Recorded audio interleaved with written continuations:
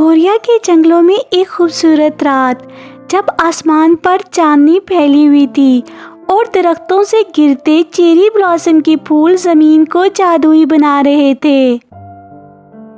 इन्हीं लम्हों में एक परी जो बहुत खूबसूरत थी, वो रोशनी के नन्हे नन्हे दायरे बना रही थी। उसको इंसानी दुनिया की जलती हुई लालटेन बहुत पसंद थी, इसीलिए वो शायद भटकती हुई इस जंगल में आ गई। उसका नाम सूजन था। वो मुस्कुराकर अपने जादू से फिजा को रोशन कर रही थी कि अचानक अंधेरों में लिपटा हुआ एक डीमन उसके सामने आ गया। ये डीमन शहजादा रिवान था। उसकी सुर्ख आंखें और गुरूर भरी आवाज ने जंगल की खामोशी तोड़ दी। तुम्हें लगता है ये नन्ही सी रोशनी अंधेरों को बदल सकती है? डीमन ने तंजिया लहजे में कहा।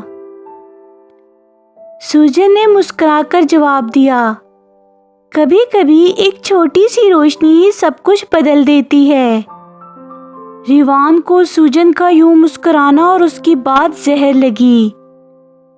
उसने अपनी ताकत से सूजन को कैद कर लिया और अपने स्याह किले में ले आया।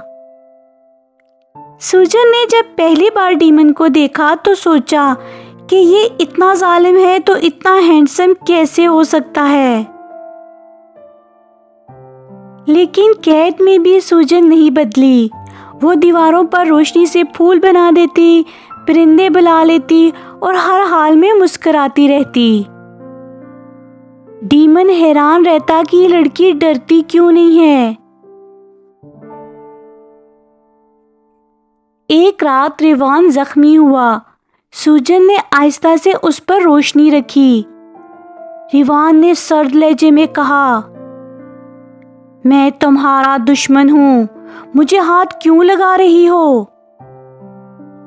सूजन ने नर्म लहजे में कहा, अगर दुश्मन इतने खूबसूरत हो तो शायद मैं हमेशा हारने के लिए तैयार हूं। रिवान ने नजरें फेर ली, मगर उसके दिल में हलचल मच गई। वक्त गुजरता गया और वो बार बार सूजन की मुस्कुराहट में कैद होने लगा। फिर एक दिन डीमन सल्तनत के सरदारों ने फैसला किया कि सूजन को मार दिया जाए। रिवान को हुक्म दिया गया कि वो अपनी नफरत साबित करे। उसने तलवार उठाई, लेकिन जैसे ही उसकी नजर सूजन पर पड़ी वो रुक गया। तलवार जमीन पर गिर गई और उसकी आवाज गूंजी, उसे मत छूना, ये मेरी है। सूजन की आंखों में आंसू आ गए। वो बोली, तुमने कहा था तुम्हें मुझसे नफरत है, फिर ये सब क्यों? रिवान आहिस्ता से बोला, हाँ मैंने नफरत की थी, मगर दिल कभी माना ही नहीं। तुम्हें देखते ही बदल गया था और शायद मुझे इसीलिए तुम पे सबसे ज्यादा गुस्सा आ रहा था, क्योंकि मैं समझ नहीं पा रहा था मुझे क्या हो रहा है। सूजन ने हल्की मुस्कुराहट के साथ कहा, तो फिर देर क्यों लगा दी? रिवान ने पहली बार मुस्कुराकर जवाब दिया, शायद मुझे हंसना तुमसे सीखना पड़ेगा। सूजन हंसी और बोली, और मुझे गुस्सा तुमसे सीखना पड़ेगा। लेकिन उनकी हंसी थोड़ी देर के लिए थी, क्योंकि डीमन सल्तनत के सरदारों ने उन पर हमला कर दिया। लेकिन रिवान और सूजन ने मिलकर उनसे मुकाबला किया और सूजन रिवान को अपने साथ फेरीलैंड ले आई,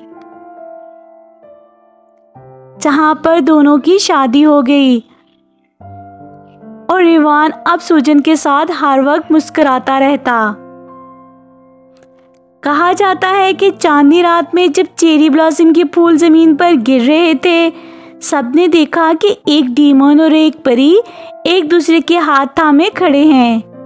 वो नफरत जो सदियों पुरानी थी उस रात मोहब्बत में बदल गई। आज भी कहा जाता है जब कोरिया के जंगलों में लालटेन जलती हैं तो एक परी और एक डीमन वहां साथ बैठे मुस्कुरा रहे होते हैं।